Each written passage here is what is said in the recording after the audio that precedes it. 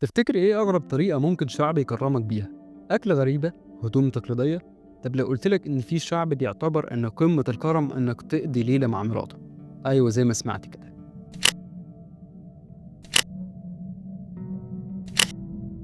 رحلتنا المرة دي مش في أوروبا ولا أفريقيا، دي في آخر الدنيا تقريبا، على أطراف سيبيريا، وسط التلج والضباب. هنقابل شعب اسمه الاتشاوكيني. الناس عاشوا من آلاف السنين في الجليد، وما عندهمش أي نية يسيبوا تقاليدهم حتى لو كانت أغرب من الخيال.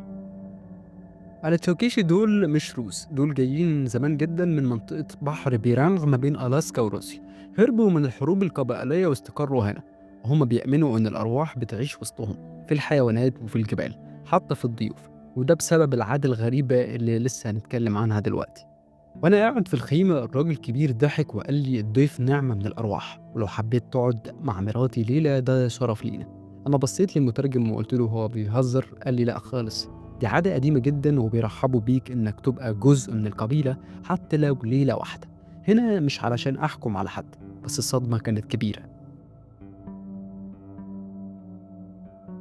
الحقيقة هنا ما تعرفش كلمة راحة. الرجالة بيصحوا قبل الشمس، بيروحوا يصطادوا رنا أو حتى دبب قطبية، والستات هم اللي مسؤولين عن الخيم، يعملوا هدوم من الفرو ويطبخوا لحم ني. ولا في كهرباء ولا حتى شبكة، بس في إقبال وفي دفء غريب جوه قلوب الناس دي.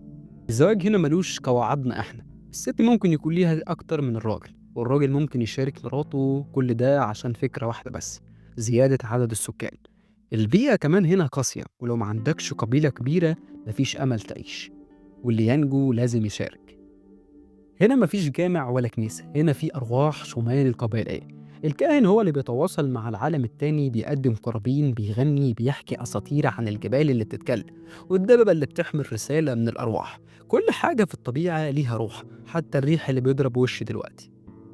عدد الراتشوكيشي مش كبير، 16,000 بس. والمناخ هنا بيزيد سوء، التلج بيدوب والشباب بيهاجروا المدن الروسية، بيدوروا على حياة فيها واي فاي وعلى دفا وعلى حياة أكتر اختلافا. بس في ناس هنا بتقوم وبتقول لو سيبنا تقاليدنا هنفقد نفسنا أصلا.